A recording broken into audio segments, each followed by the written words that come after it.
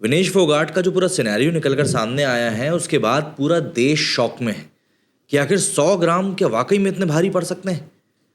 देखिए, हम भारतीयों की दरअसल साइकोलॉजी एक है कि यार ठीक है, इतने से क्या होता है, चलता है।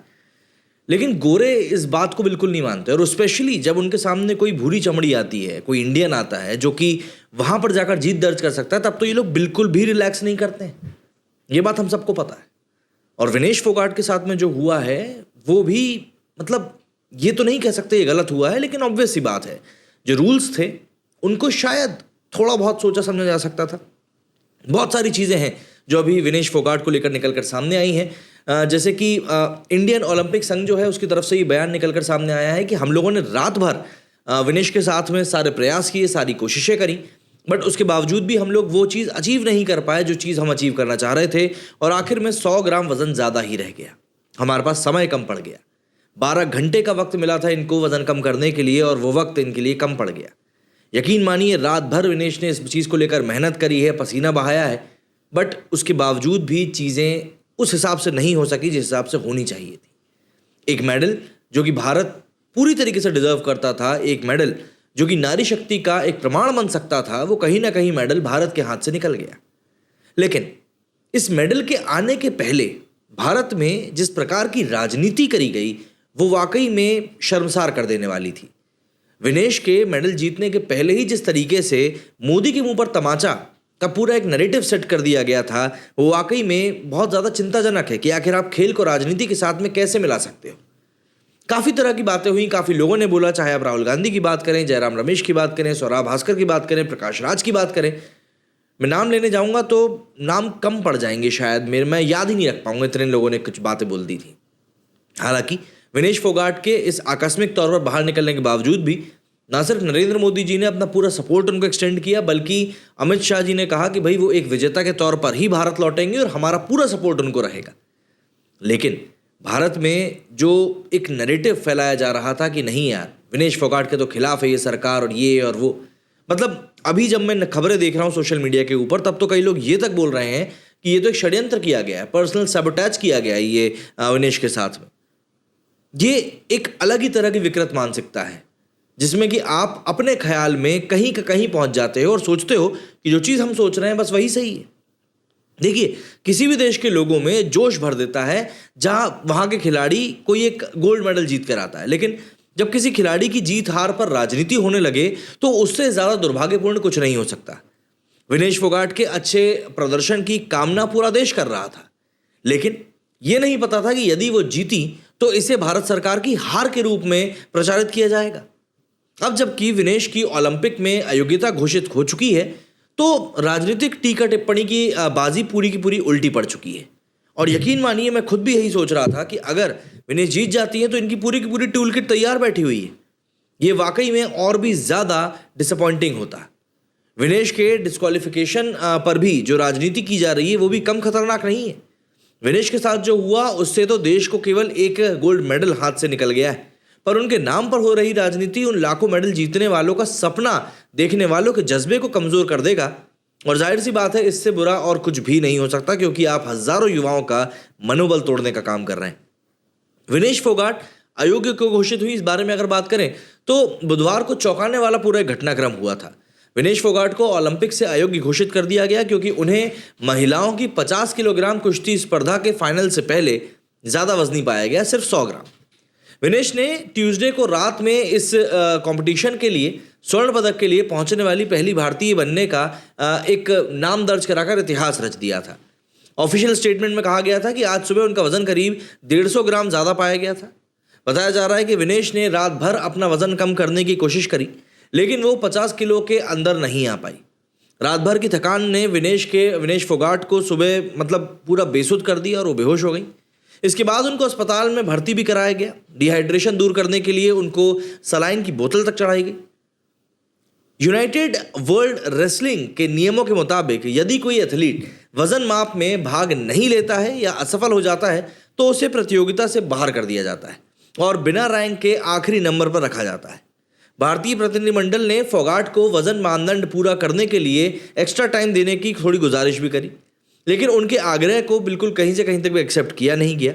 पीएम नरेंद्र मोदी ने भी भारतीय एथलीट टीम की हेड पीटी उषा को फोन कर आईओसी से तगड़ा प्रोटेस्ट करने के लिए कहा था।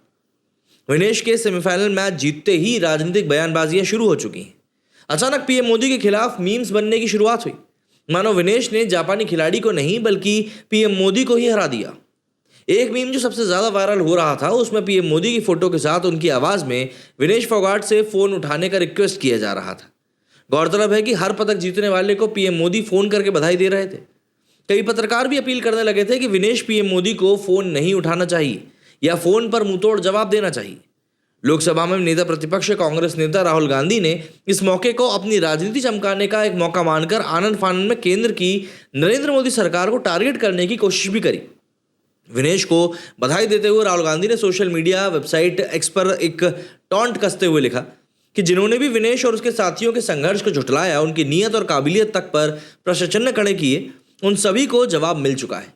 आज भारत की बहादुर बेटी के सामने सत्ता का वो पूरा तंत्र धराशायी पड़ा है जिसने उसे खून के आंसू रुलाए थे।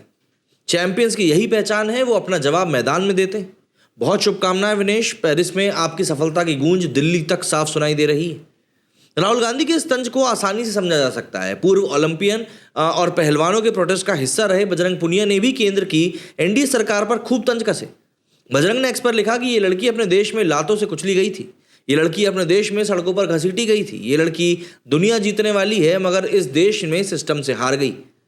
विनेश के ओलंपिक में फाइनल खेलने से पहले डिस्क्वालीफाई होने के तुरंत बाद राजनीति दोबारा शुरू हो गई। यूपी के पूर्व मुख्यमंत्री और समाजवादी पार्टी के अध्यक्ष विनेश के डिस्क्वालिफिकेशन की खबर मिलते ही गहरी जांच पड़ताल की मांग करने लगे। विनेश फोगाट के साथ क्या हुआ, इस बात के बाहर आने का इंतजार तक नहीं किया। विनेश फोगाट के चाचा और उनके कोच महावीर फोगाट भी इंडिया टुडे से बात करते हुए एक बार भी आरोप लगाने से बचते दिखे, पर अखिलेश यादव इतना इंतजार नहीं कर पाए।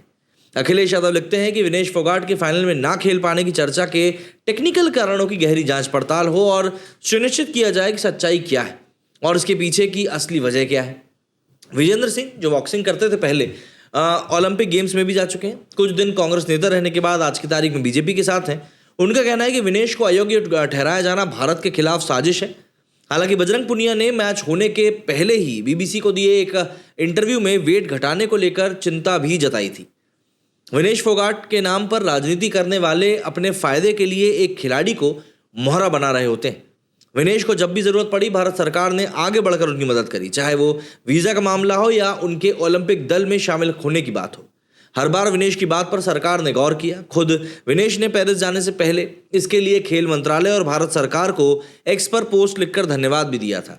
आज जब विनेश मुश्किल में फंसी है तो भी उनकी मदद के लिए खेल संघ, कुश्ती संगठन और भारत सरकार ही आगे आ रही है। विनेश पर राजनीति करने वाले केवल उनका नाम ही खराब करेंगे, जिससे भारत की एक प्रतिभा बर्बाद हो जाएगी। आज जब विनेश पर संकट आया है तो पीएम मोदी ने एक्स पर लिखा कि विनेश, आप चैंपियनों में चैंपियन हैं, आप भारत का गौरव हैं और हर भारतीय के लिए प्रेरणा है। आज की असफलता दुख देती है। काश मैं शब्दों में उस निराशा को व्यक्त कर पाता जो मैं एक्सपीरियंस कर रहा हूँ। साथ ही मैं जानता हूँ कि आप लचीलेपन की प्रतिमूर्ति। चुनौतियों का सामना करना हमेशा से आपका स्वभाव रहा है और मजबूत होकर वापस आओ। हम सब आपके लिए प्रार्थना कर रहे हैं। एएनआई ने सोर्सेस के हवाले से बताया कि विनेश की हार के बाद भारत के पास मौजूद विकल्पों के बारे में पीएम मोदी ने पीटी उषा से बातचीत करी है। उन्होंने उनसे विनेश के मामले में मदद के लिए सभी विकल्पों को पता लगाने के लिए भी कहा है।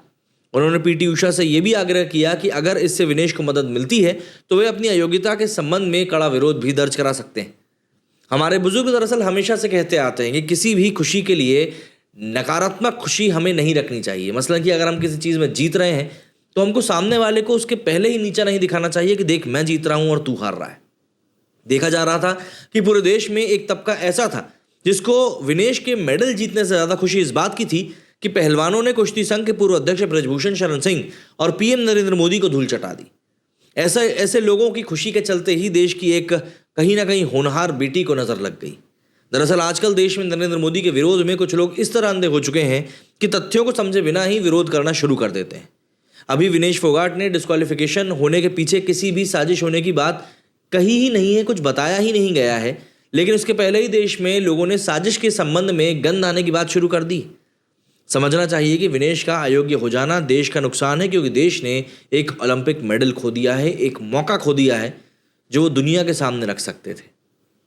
कई लोग हैं जो यहाँ पर राजनीति चमका रहे हैं, उनका राजनीति चमकाना बहुत गलत है, सरासर गलत है। क्या कहना चाहेंगे आप लोग इस बारे में? कमेंट करके ज़रूर बताइएगा। मेरे इस वीडियो में फिलहाल इतना ही। जय हिंद, जय भारत।